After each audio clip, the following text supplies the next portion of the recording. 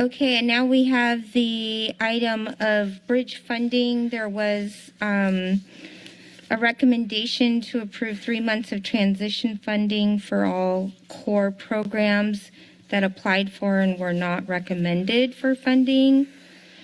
There were some dollar amounts that were approved by the County Board of Supervisors this morning. $500,000 was additional funding, unexpected funding that was applied to this purpose.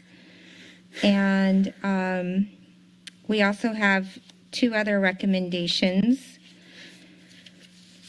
Directing staff to return with the County Human Services Department with a report of all agreements executed, as well as any agreements with a revised dollar amount or where negotiations exceeded the September 30th, 2022 deadline.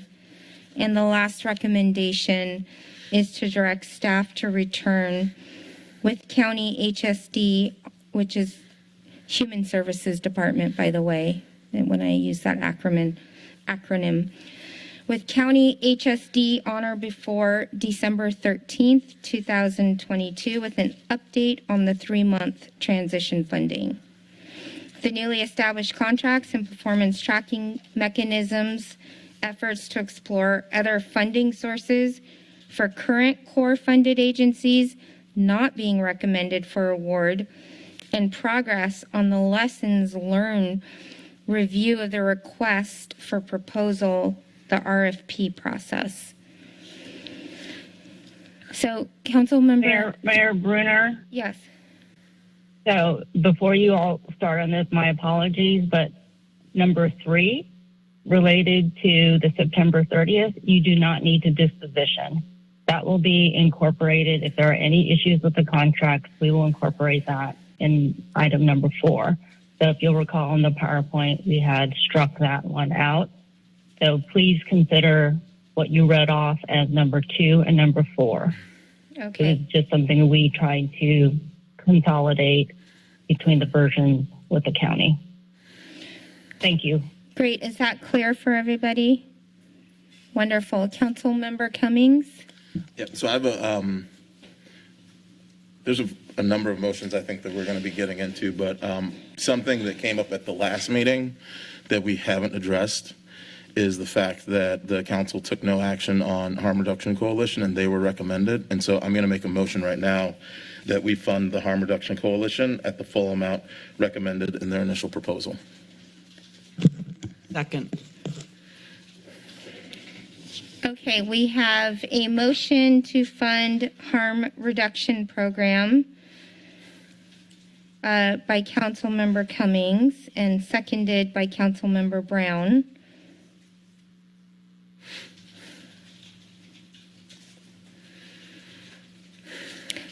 Randy Morris. I just wanted to make a technical clarification. In the June 7th awards, all recommended awards that were made public for the June 7th hearings, county first, city second, every program, but for the 7 that did not propose to serve the city of Santa Cruz, had dollar amounts listed. That was the county share and the city share. And I think the formula was the city share is something like 21%. So I just want to technically make sure, Councilmember Cummings, when you say at the full recommended application amount, the county board passed 5-0 to eliminate the county share, which is about 79%. So I just want to make sure everyone's aware, and that is your jurisdictional decision, that the full application amount was split that kind of, 79-21 basically, just to make sure everyone understands that. Yeah, I'm just speaking on behalf of the city's contribution that was listed in that report. Thank you for that clarification. So Councilmember Cummings' motion is recommending not cutting the 21 to fully fund the 21%, the city's share of harm reduction in the core process. And if I can just comment on that, we initially at that meeting, people spoke to process on how how these organizations were receiving funding. I think that, and then after speaking to process, there was a motion to deviate from that process under the notion that Harm Reduction Coalition had violated some policy at the county, but no policy had ever been described and nothing had ever been explained about what they had done. And they had been approved through this process. And although we're going to be making some changes, I also believe that they have an evidence-based approach of how to provide services to our community. They went through the process just like every other organization and were approved, and I believe that we should support them as well and allow them to demonstrate their ability, whether it's, and I believe that that group has an opportunity to demonstrate to the community how they can provide services, and based on the outcomes of those services, we can determine future funding. But they went through the same process as everyone else, and it's only fair that we also support their efforts. Let's see, Councilmember Brown. Thank you, Mayor. Just a couple of points I'd like to make about the Harm Reduction Coalition and my support for restoring the recommendation for the city's portion of their funding. This is an evidence-based, data-driven program, widely seen as using best practices. They have received what I would consider to be a strong show of support from federal and state agencies, in that they have received significant funding. They scored very highly. The decision to cut their funding was, from my perspective, entirely political and ideological, and unfortunately personal as well. It's been really ugly, the things that I hear people say about the Harm Reduction Coalition locally and the work that not the work they do, but the individuals. It's just been shocking to me. So this is a political decision. If the majority of the council wants to make that political decision, it's not my politics. It's not a decision that I'm willing to agree to. I think they deserve funding. I think they deserve to receive local funding. I believe they do tremendous service for our community. And those who don't, I think, have their blinders on and just can't look beyond their politics here. So I'll leave it there for this one. Vice Mayor Watkins. My understanding is that, the board did, and I'm not in the weeds at the board level, but is that they didn't find that their policies were in conformance with board direction, and have yet to establish certain policies that they had already requested of their agency. So it's not about the work that they're doing. For me, at least, it's about the ability to work with the government agency that's in partnership with them. Until that's until that's repaired, then I personally don't feel comfortable funding them at this time. So that's sort of my opinion on this at this time. Randy Morris. I just want to clarify, because I don't have any history on this program. I don't know them. I feel myself apolitical on this, but I clearly know this is a lightning rod issue for my colleagues at Health and the county board. And now I'm sort of in the middle of it because it's a core funded agency. So I just want to start with, I feel like I'm in a benign place just observing the energy. I want to confirm that, as Councilmember Cummings said something about violating board policy, I want to own that I said that. And what I was messaging was 2 comments that anybody can go watch at the board archive on June 7th. Supervisor McPherson mentioned something about board policy, and then Supervisor Coonerty mentioned something not about board policy, but duplicate services, because Health already has a program.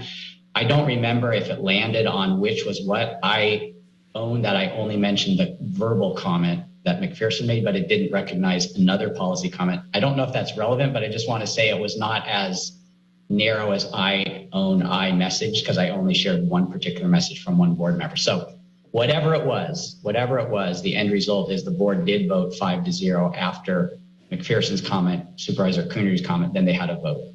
So I just wanted to clarify that, because I feel like I was part of this, not knowing what I was stepping into when I shared one part of a board comment. And my question, is there any data that supports their decisions to I bypass don't know this either process? way. I just know it wasn't discussed in the public meeting that I was, staff presenting on. So I don't know. That would be a healthcare, my colleagues in healthcare. I don't have the answer myself. Thank you. Councilmember Brown, did you have another? No. Okay, we have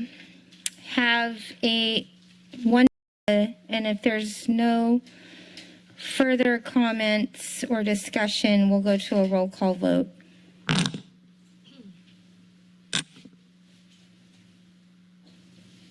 Mayor, I'm not sure, we don't have our interim finance director on, if you would need to direct staff to find funding, because it's approximately $30,000 and it is not appropriated.